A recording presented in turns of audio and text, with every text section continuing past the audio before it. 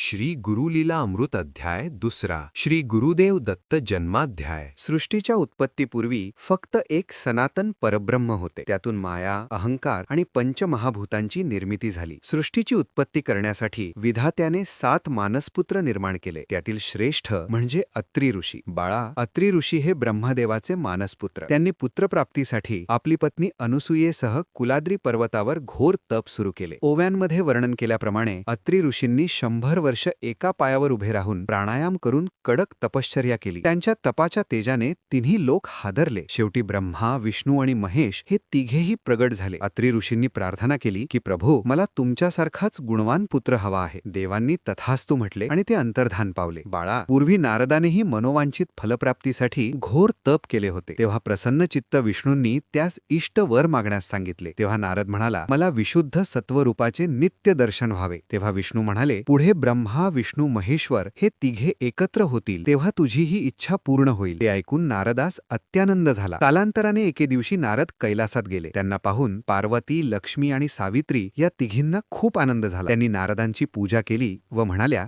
हे नारदा, तू त्रिभुवनात संचार करतोस, तेथे आमच्यासारख्या पतिव्रता आहेत काय? हे ऐकून नारदांनी त्यांना सांगितले, अत्री पत्नी अनुसूया ही नावाप्रमाणेच असूया विरहित आहे. ती अहोरात्र पतिसमवेत मग्न असते. अखिल ब्रह्मांडात तिच्यासारखी साक्षात्कारी साध्वी नाही. तिच्या दर्शनाने सर्व चराचर पावन होते. त्यामुळे ती पतिव्रता शिरोमणी शोभते. बाळा, अनुसूयेचे गुणगान ऐकून पार्वती, लक्ष्मी आणि सावित्री या तिघींची मोठी निराशा झाली. त्यांची अवस्था पाहून ब्रह्मा, विष्णू, महेश या तिघांनाही मोठे नवल वाटले. त्यांनी आपापल्या पत्नींची कशीबशी समजूत काढली. त्यानंतर ते तिघेही ब्राह्मणांचे रूप घेऊन अत्रींच्या आश्रमात गेले. ते म्हणाले, तू फारच सुंदर आहेस, त्यामुळे आमच्या मनात तू नग्न होऊन वाढावे अशी इच्छा आहे. तू जर खरोखरच साध्वी असशील तर आमची ही इच्छाही पूर्ण करशील. बापरे, मग अनुसूया मातेने काय केलं? अनुसूया मातेने ओळखले की हे कोणी साधारण ब्राह्मण नसून साक्षात दैवत आपल्याला छळायला आली आहे. तिने आपल्या पतीचे ध्यान केले आणि हातातील तीर्थ त्या ब्राह्मणांवर शिंपडले. आणि काय चमत्कार! क्षणार्धात ते तिन्ही देव लहान बालके झाली. मग अनसूयेने निवांत होऊन त्या बालकांना आपल्या अंकावर घेतले आणि स्तनपान करवून त्यांची भूक भागवली. ब्रह्मा, विष्णू आणि महेश हे पाळण्यात लोळू लागले आणि अनुसूया त्यांना अंगाई गीत म्हणू लागली. पुढे काय झालं तर सावित्री, लक्ष्मी आणि पार्वती आपल्या पतींच्या शोधात तिथे आल्या. त्यांनी पाहिले की त्यांचे पती तर बालके होऊन पाळण्यात लोळत आहेत. त्यांनी अनुसूयेची क्षमा मागितली आणि आपले पती परत करण्याची विनंती केली. तेव्हा अनुसूयेने पुन्हा तीर्थ शिंपडले आणि ते देव पूर्ववत झाले. पण त्या त्रिमूर्तींनी दिलेला वर खोटा ठरू नये म्हणून त्यांनी स्वतःचा अंश तिथे ठेवला, म्हणजे साक्षात दत्त. अशा प्रकारे मार्गशीर्ष पौर्णिमेला साक्षात श्री गुरु देवदत्त प्रगटले.